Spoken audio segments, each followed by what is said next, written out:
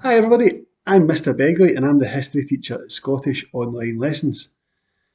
What made me get into history? I think probably like a lot of people when I was at school, it was always my favourite subject. I was really enjoyed studying it.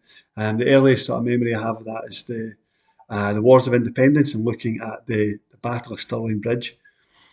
And we got to annotate the wee maps and we were sort of like arrows and wee diagrams and whatnot to show how everybody attacked and how the battle unfolded.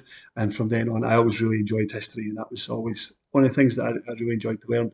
And as I continued on through doing history at university and whatnot, I just really developed even more of a passion for the subject.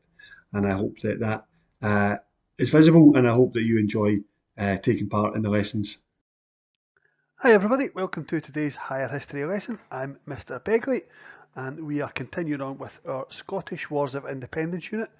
We're looking at the role of William Wallace and the Scottish resistance. This is going to be split over two parts. So we're going to tackle the first part of it today. It's quite a long section, so we've broken it up into two. Go through some of the main points, and then there's an opportunity to complete past paper questions at the end. So we're going to look at the key roles played by Wallace and Murray in the Scottish resistance, and then we're going to explain the significance of Wallace and Murray in maintaining Scotland's resistance movement against the English. You've seen this slide before.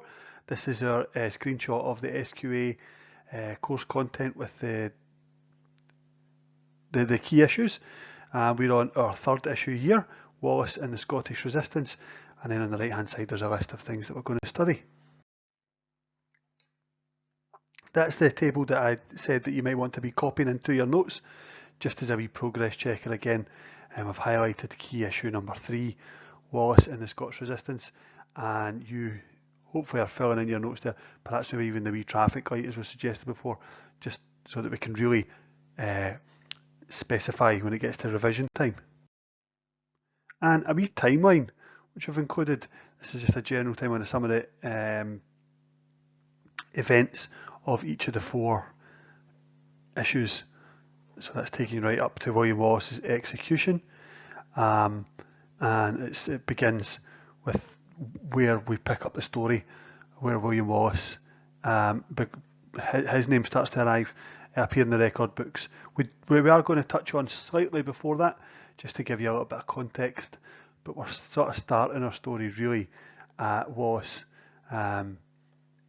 killing the Sheriff of Lanark. You've seen this one before as well. We're just in here just for consistency. The breakdown of our lessons, issues covered over a couple of lessons, discussing the main points, opportunity for you to summarise your work, and then past paper questions. And again, the really important point there, as I've talked about, although the pencil task in there, it's not necessarily tasks per se at this level with higher. The tasks are kept at the end, but you should be working through this, taking down notes as you go along. So be pausing the notes with a wee bit longer, making sure you're following them with me with the audio and taking down some key notes. So as I say, this issue is longer, so we've broken it down into 2, and then we've sort of subcategorized it into smaller sections. So we're going to look today at the early rebellions. That's again just picking up the sort of context of what's happening in the story. We're going to look at identifying who the 2 main actors are here, Wallace and Andrew Murray. We'll look at the start of the rebellion, the Wallace and Murray's rebellion, and then we're going to finish off by looking at Stirling Bridge, which is always really interesting. And then the final 4 sections we'll look at in the next lesson. So let's get started then. The Battle of Dunbar, many of the Scots nobles had been captured, around 130, and taken to prisons in England. Edward tries to quell the unrest and settle the unrest in Scotland once and for all. He fills his position. He fills some of the key positions, some of the decision-making positions in Scotland with some of his key men. The Warren of Surrey, I've talked about him before. He's appointed to the position of Lieutenant of Scotland, the sort of chief, his chief man basically, his right hand man for ensuring that things go smoothly in Scotland and that the resistance is ended once and for all. English judges, they are placed they're put in place instead of Scottish ones, and that turns out to be a little bit of a mistake, as they don't know Scots law. They are familiar with English law and English legal customs, but they don't know Scots law, and that creates a little bit of a problem. Another issue would be the different dialects of Scots, or even Gaelic in some parts of Scotland, and the different dialects across the country, and they would have struggled with that. So the general job that they did in terms of establishing law and order would have been a poor one. And as a standard, when these things happen, taxes get introduced. They need to pay for it somehow. They want to make profit from it, and they want to, the landowners, they want to give taxes to Edward in order to win favour from him. So taxes are introduced, taxes to pay for other wars, for example, Edward's campaign in France. But the Scots are unhappy with this, and of course, like a lot of people, even nowadays, they try to avoid paying tax as much as possible. Far more accurate when the taxes they're paying are just going straight down to Edward to make him and his friends wealthy. The Scots are not willing to contribute to this. So there's the sort of English chiefs who are looking after the towns and villages. There's not a lot of support for them, and their attempts to collect taxes and gather taxes from the Scots are unsuccessful. Hugh Cressingham, who was appointed, he was a treasurer of Scotland at the time. It was his job. He was sort of the man in charge of making sure that those taxes get collected. And that made him a sort of a figure of hatred in Scotland. He was not very well supported. He was responsible for trying to implement English taxation systems in Scotland, and that would have, really made him unpopular among Scottish people.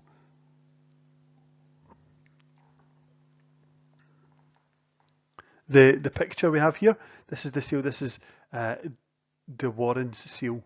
We couldn't find a picture of him, but that was the seal he used. So Cressingham is struggling to gather the taxes he needs to pass down to Edward and to make a successful job of gathering those taxes. It's not working very well.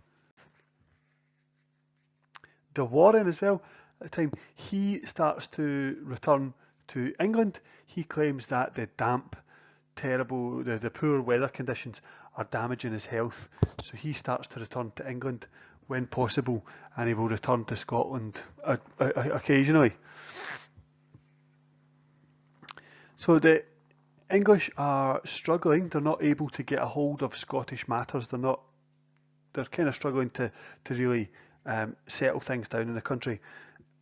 And it's not long before small pockets of rebellion and resistance against the English overlords start to pop up. There are rebellions in the Western Isles, there are rebellions in Glasgow, and there are rebellions in the south of Scotland. The south of Scotland is significant because that's the lands of Robert the Bruce, and there are many Robert the Bruces throughout our story, but this Robert the Bruce we're talking about is the grandson of one of the 13 claimants for the crown, that Robert the Bruce who tried to claim the crown. This Robert the Bruce we're talking about, he is the grandson of that man, and he'll later become king, but not just yet. But he has lands in the south of Scotland, and rebellions are starting to pop up on some of his lands. Robert the Bruce and James Stewart, also he was one of the ex-guardians of Scotland. They hadn't been supporters of John Balliol, particularly not Bruce. Bruce's family and the Balliol's family, the Comyns, were rivals for the crown. They were two competitors for the crown, and they were in a kind of serious rivalry for the crown. So Bruce and Stuart would not have supported John Balliol or King John, and in not doing so, in not helping Balliol in his campaign against Edward, they anticipated that King Edward would reward that loyalty that he showed to them. Edward, as maybe anticipated this time, he didn't do that, and in fact he was actually more mistrustful of those two men. He thought that those two men were trying to play Edward off against John Balliol, maybe perhaps show favour to Edward right now and try and seize the crown for themselves later.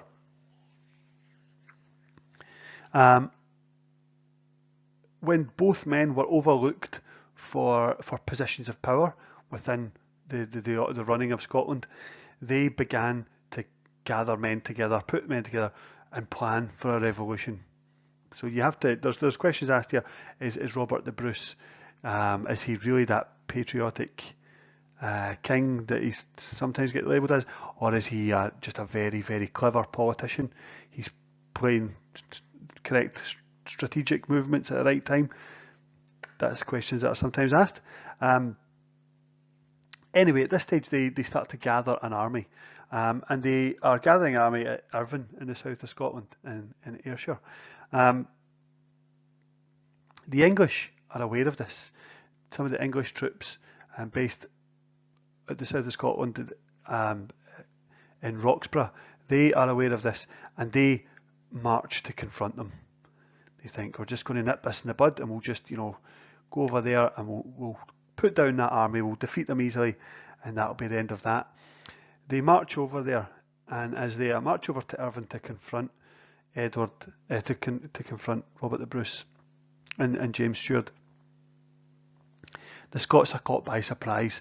They are not ready to fight yet. They don't have their army whipped into shape yet. They don't have enough people. They don't have enough soldiers yet either. They're caught completely by surprise, and they are unprepared for the fight, which is important. So the English arrive, and they sort of surprise them. They are surrounded. The Scots don't really have a way of. They're not ready to fight yet. So they know that defeat is probably going to be swift, and defeat is probably going to be bloody and violent. So the Scots, led by Bruce, they realise that they don't really have any choice, and they decide to back down, and they surrender in a kind of embarrassing move, a kind of climb down. That they're gathering all these troops together to go and attack the English and drive them out, and they're the English there on the battlefield, and they have to slowly climb down. And it's kind of embarrassing and humiliating for the leaders of that army, namely Robert the Bruce and James Stewart. However, while this is embarrassing for these two nobles, it actually works to an extent in favour of the Scottish rebellion. Bruce and Stewart, they really drag out the negotiations. They surrender. But in terms of negotiating the formal surrender, they really take their time and they really drag it out.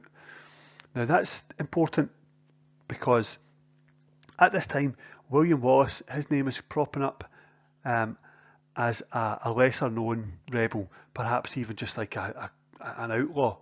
There's suggestions that he maybe was the attention of the English authorities for hunting game on English owned lands.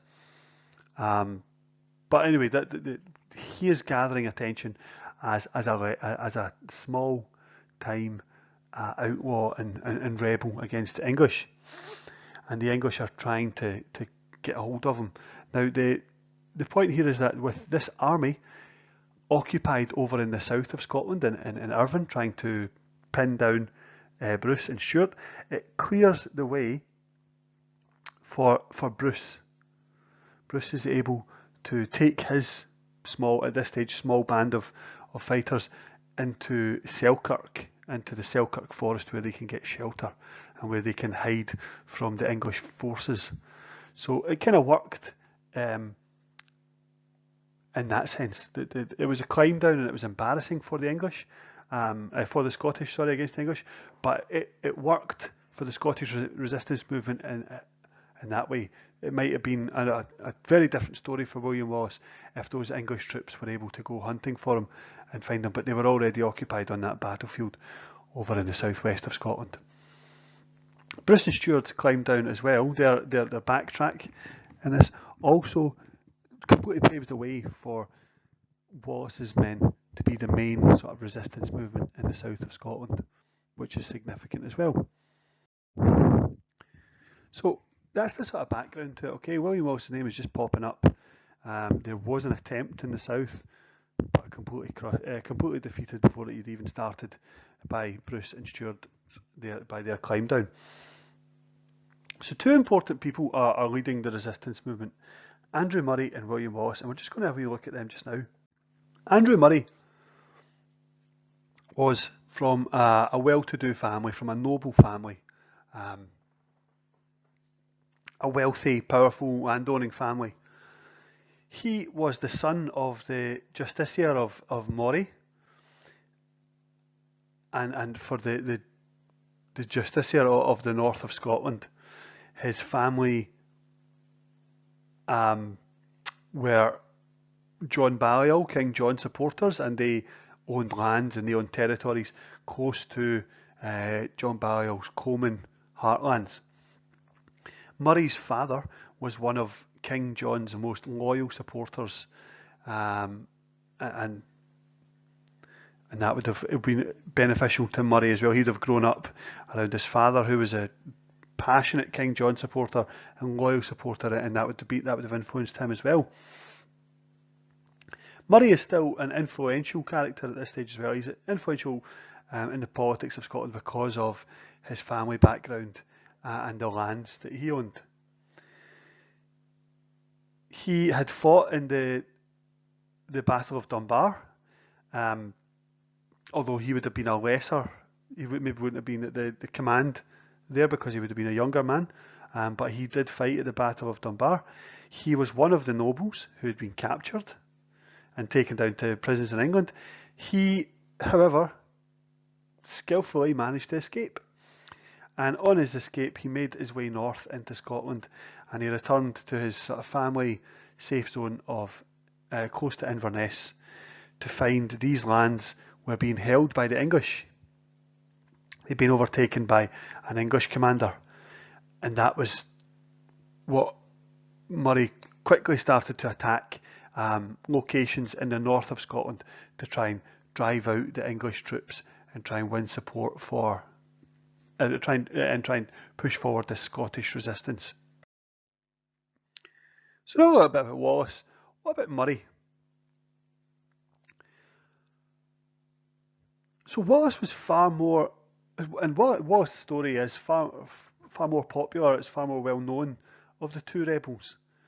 But surprisingly, there's a lot less information about Wallace's life compared to Murray.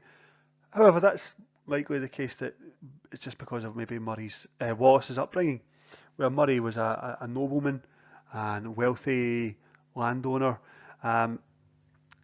It's likely that Wallace was not a member of the nobility or the upper classes.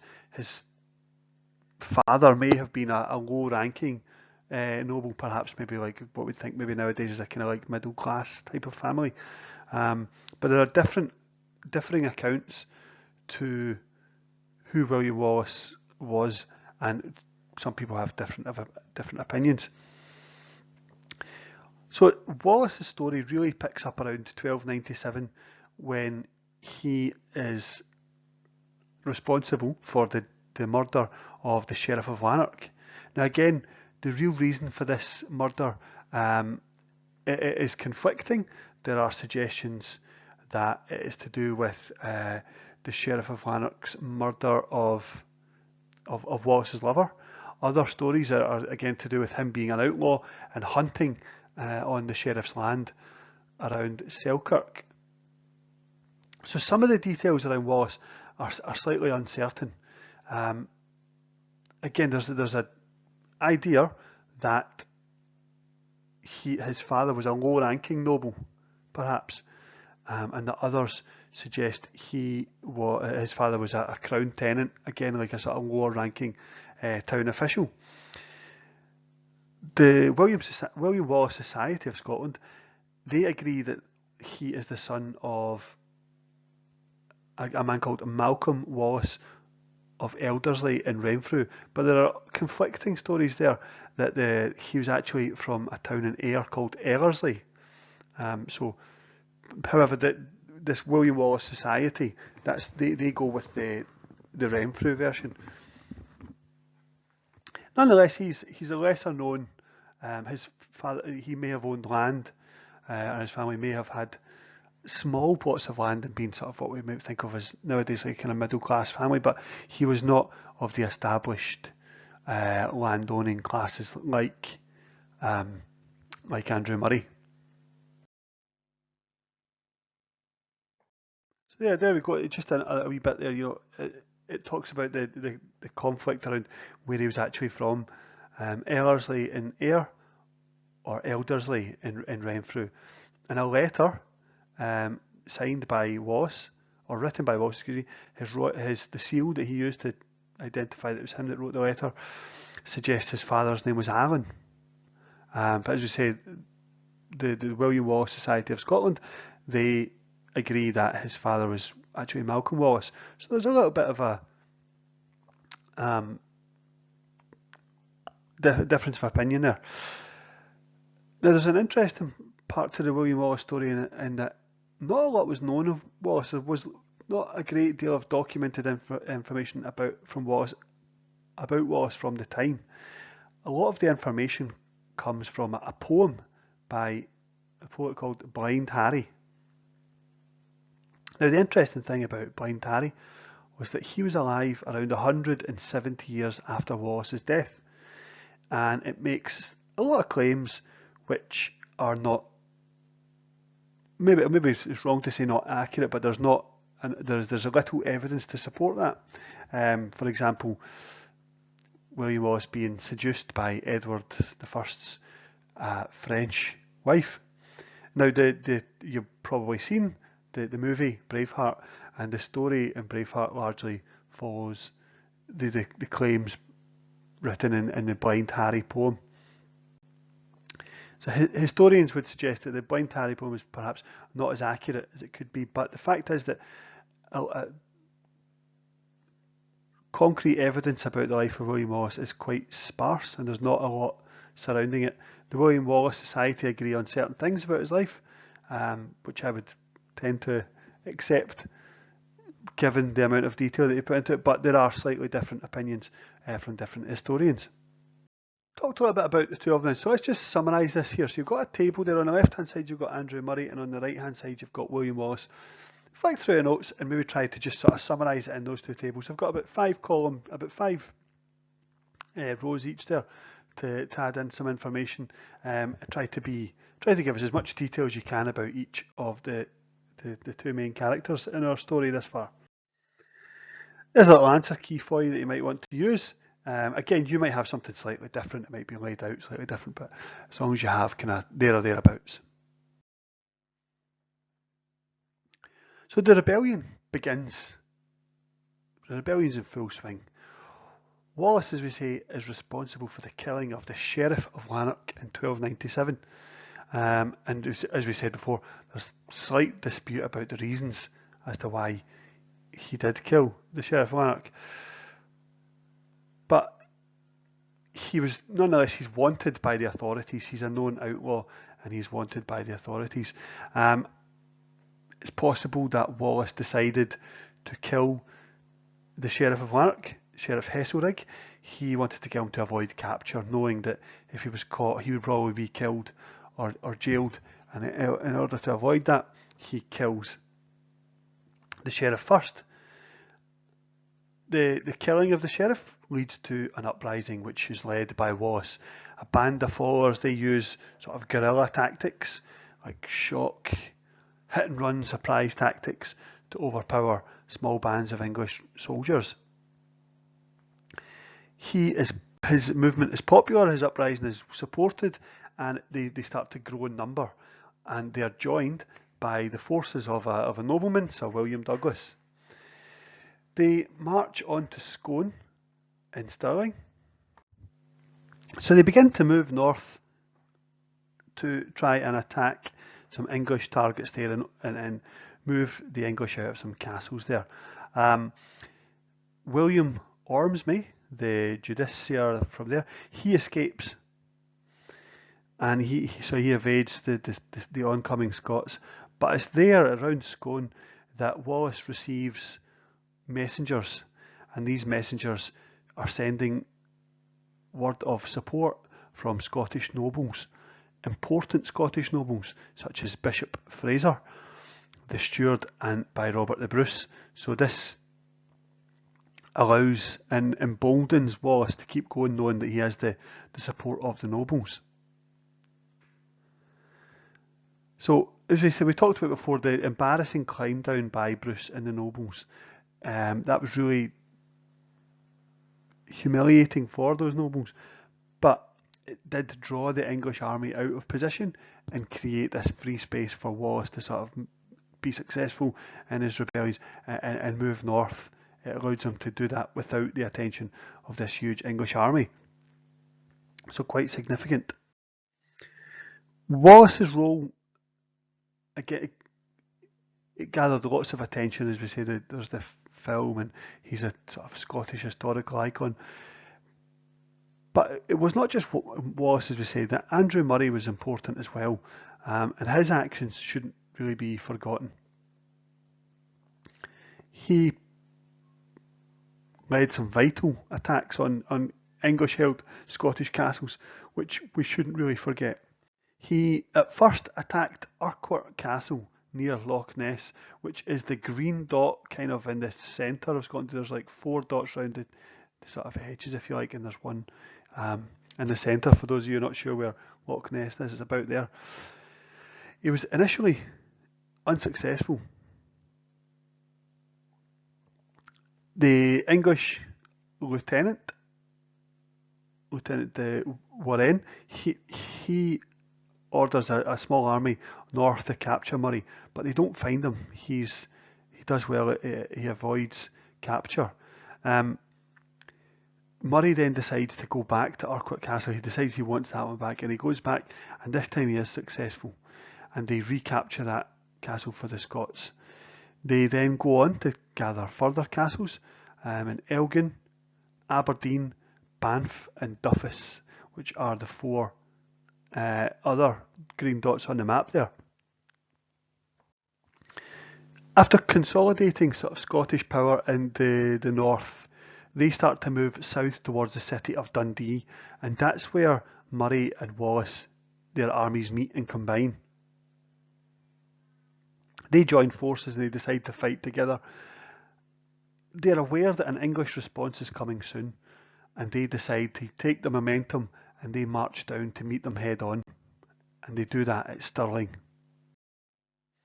And Stirling Bridge is the first of the major battles since Dunbar, where the Scottish were defeated, and it was a crushing defeat for the Scots. Stirling Bridge is the next big battle here, and it's the 11th of September 1297, one of the most significant battles in Scottish history. English army marches, they start to march north to Stirling. Edward is not there.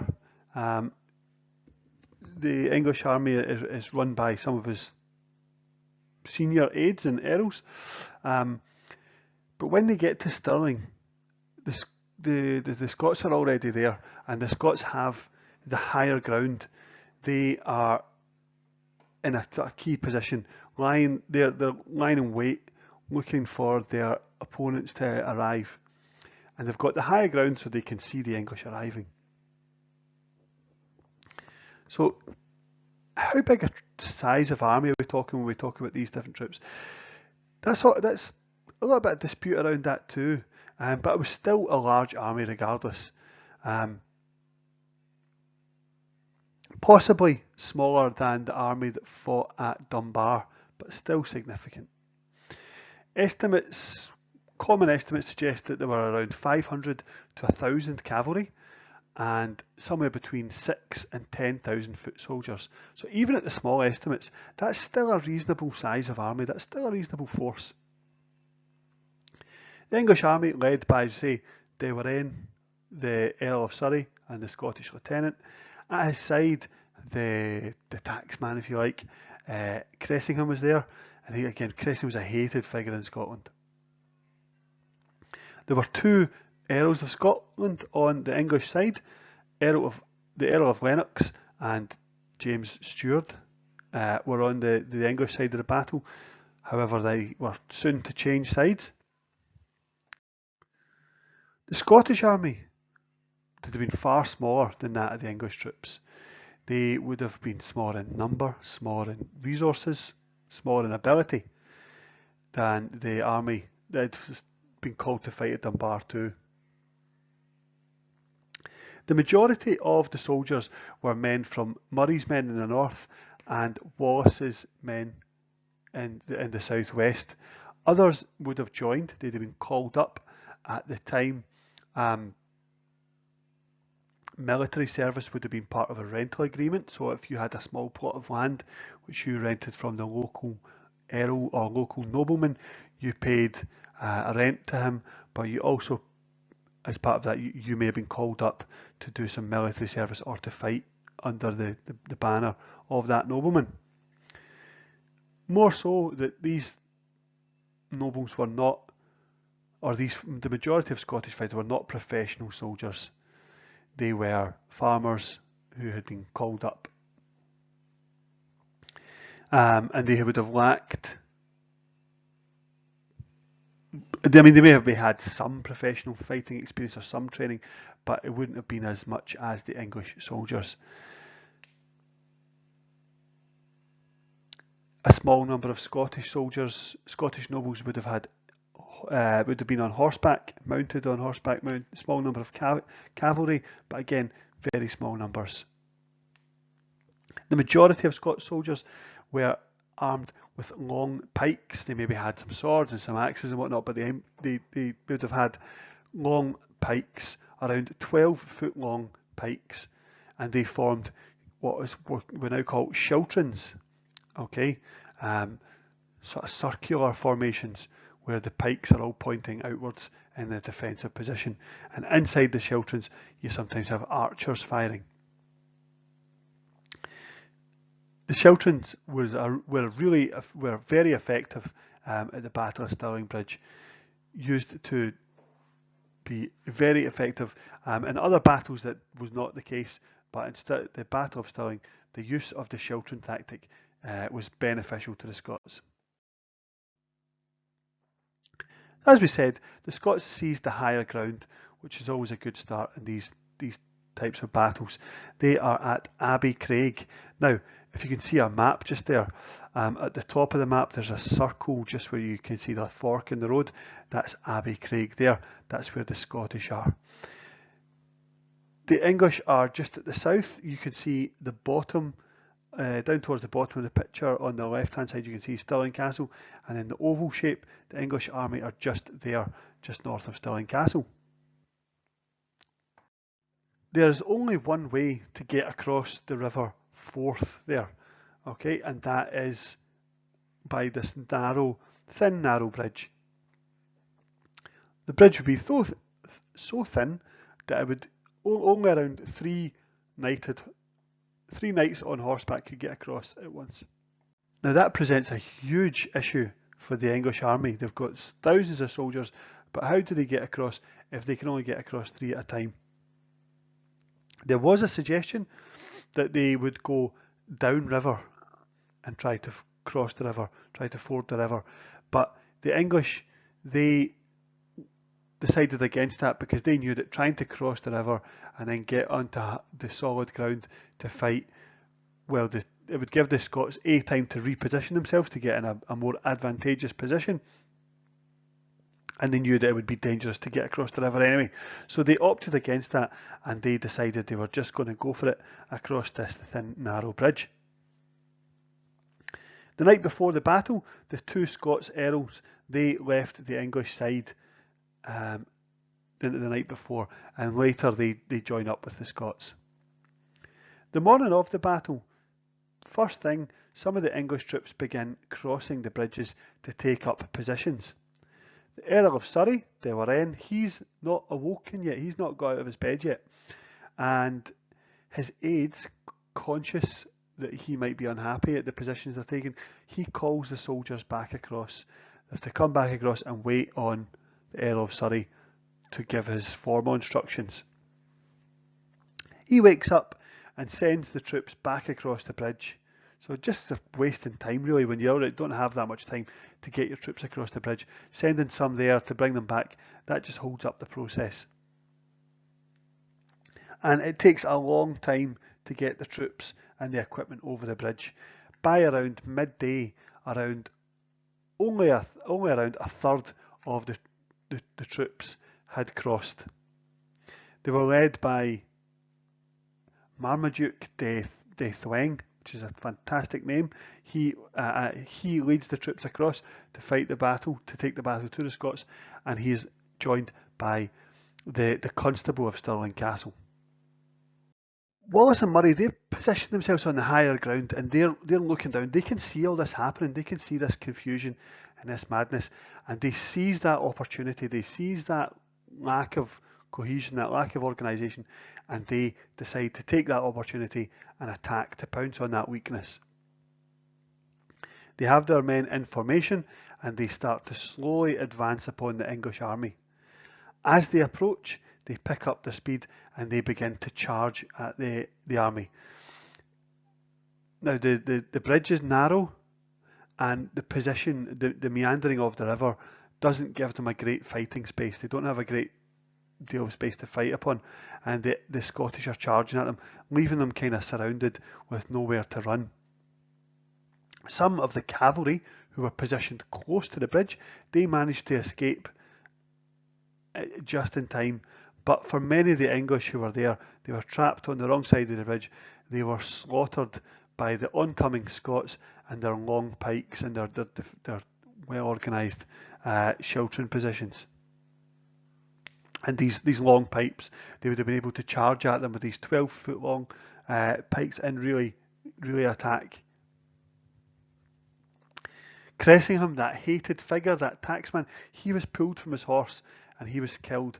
He met a particularly gruesome end, and his skin was taken to make certain trophies and prizes for some of the Scots. Parts of his skin was used to make leather belts, I believe, which is particularly gruesome, not the nicest. Some of the troops tried to risk it and go across the river, tried to swim across the river. The weight of their armour would have weighed them down, and many of them drowned. Some did make it across, but the majority of them would have been weighed down and drowned. So the Scots had been really successful here. The English they outnumbered and they outmatched the Scots in terms of the equipment and the skilled fighters that they had, but they were defeated. Many of the cavalry, when they got back across the bridge, they turned and they headed straight for Berwick. They ran away. Marmaduke de Thweng, the military commander, he was ordered to stay and hold Stirling Castle, but he managed to hold on to it for just another couple of weeks before surrendering to Wallace. The Scots had been therefore victorious, and they had pushed the English out and defeated an English army at Stirling Castle. A great cause for celebration. They had defied the odds. They had beaten the bigger, stronger, more sophisticated army. It did, however, come at a cost. Andrew Murray was wounded in the battle, and while he didn't die straight away, he died shortly after in November of that same year. And remember, this was the middle of September. Why were the Scots so successful at Stirling Bridge then? And one of the arguments put forward is that the English were perhaps a little bit callous, a little bit too confident, having been so successful so easily at Dunbar. Perhaps they didn't really take it as serious as they needed to. The Scots did have the higher ground, so they were able to see the English coming and get into proper positions. The bridge was narrow, which completely voided the English numerical advantage. Getting across 3 at a time would have really slowed down the process and would have been very easy for the Scots to defeat. The location of the battlefield, it didn't really help the English, the numbers or the cavalry that the English normally use. The archers, which are a famous part of English warfare history, none of them could be used on this terrain and this battlefield. The narrowness of the river also hindered the progress that the English were making. When the Scots charged at them and they realised they were on the back foot, they had nowhere to retreat to reshape. They had to just stay there and try and defend, but the conditions weren't helpful for them. Quite surprisingly as well, and this one probably alludes to the idea that they were overconfident, the English had actually sent home quite a lot of soldiers. The Cressingham, excuse me, I almost said De Warenne there. Cressingham, conscious about spending too much money and having to pay the wages for all these soldiers who weren't really needed, they sent a large number of them home. A terrible decision in hindsight. The timing that the Scots used for the attack was vital too. If they had waited on the English army getting across fully, it might not have been as successful for them. So they used it. Their timing was really good for when to attack. So Stirling Bridge, a great victory for the Scots. But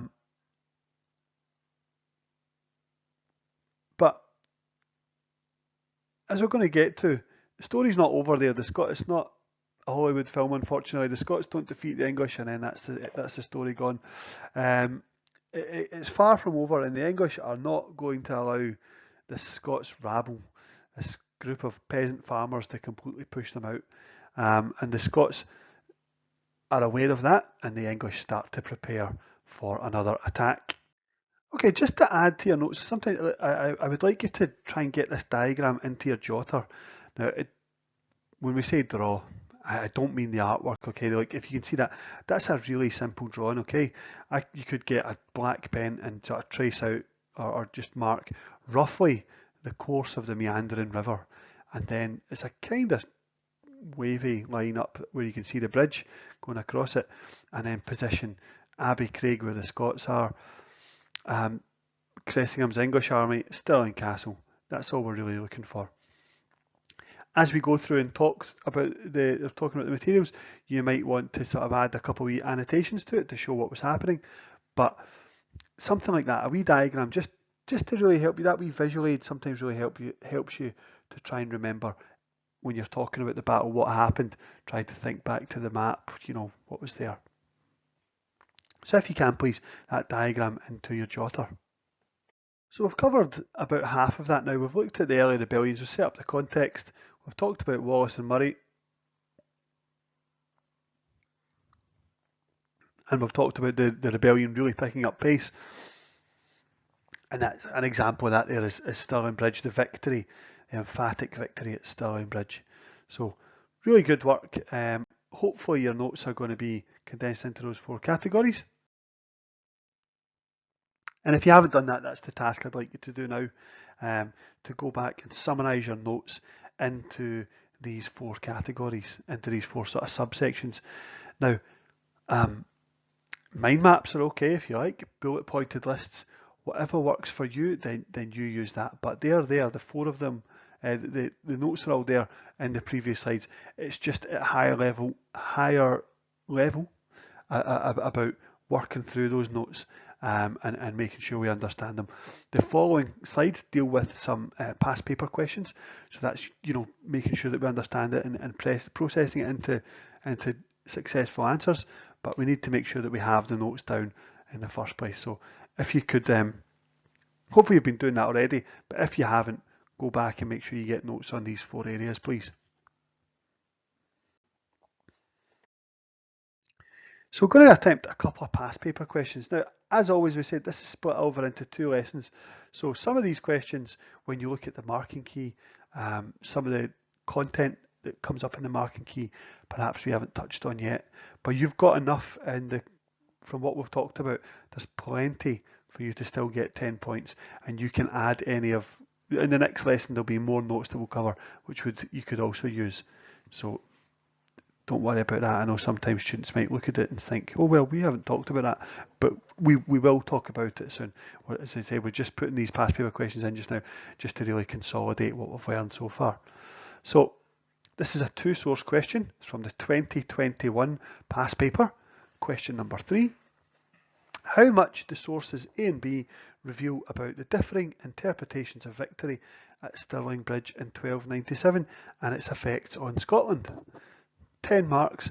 You need to use the data and the detail, in the sources and your own knowledge. Just a wee brief snippet from the how much lessons, okay? You can get up to 3 marks from source 1, 3 points of information. You can get 3 marks from source 2, and then up to 6 points for points of omission. So you can use that. Again, I said this before, but if you want to review again the real structures of a how much question, go back and see that how much lesson. This is just here as a wee quick refresher, but you might want to consult your notes or open up the how much lesson and have a look at this. Have a look at that before you try this one. Here's source A here. I'm not going to read that out, okay? Again, you guys are capable of doing that, so you can pause it, have a little read. As you're reading it, you might want to maybe highlight any keyword, write down any keywords in your jotter or anything that really sticks out. There's source B, same thing again, and then you can try and get on with the question, please. There's an answer key towards the end where you can check your work. Question 2 is from the 2019 paper. That's an evaluate the usefulness question, so that's 8 marks. Evaluate the usefulness of source D as evidence of the growth of Scottish resistance. We're looking for comments on the origin and content of the source, the purpose of the source, recalled knowledge, omissions as we sometimes call that. Again, the 8 marks can come from any combination from here, okay? Up to 2 from points of detail within the source, up to 3 for points of omission, and then you could get up to another 4 points for comments on the author, the type of the source, the purpose, or when it was written. Here's the source here. You can have a wee look at it now, okay? Read it, and again, maybe take down some notes as you're reading it in that springs to mind, just to kind of get your memory going. The answer key is here, okay? Now again, I would advise you not to check the answer key until you've done the question. At this stage, you should be able to try the question and then check your work. And anything that's missing, then you can add it into your notes. But I would say make sure we try this before we look at the answer key. The second bit of the two-source question answer key. And there's the final part there with the points of omission. Remember that any other valid explanation point as well, something you may want to add, which is not here. Here's your marking key for the evaluate the usefulness question then. And here's the second part, focusing on the content and the timing. And the final part touches on points of omission. Any other point that's valid, you can still pick up credit for. So very well done, guys. Okay, hopefully you get your 2 green ticks today. You can identify some of the roles played by Wallace and Murray in Scottish resistance and explain the significance of these 2 men in resisting the English armies. How did you get on with the 2 past paper questions here? Hopefully you were getting good scores, giving yourselves green. If not, go back and look and see what you need to do again to tighten up your answer and really pick up those extra few points you need.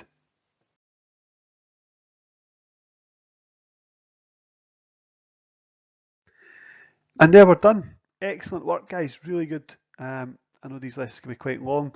Higher can be a big step up, but we're doing really good, doing some really excellent work.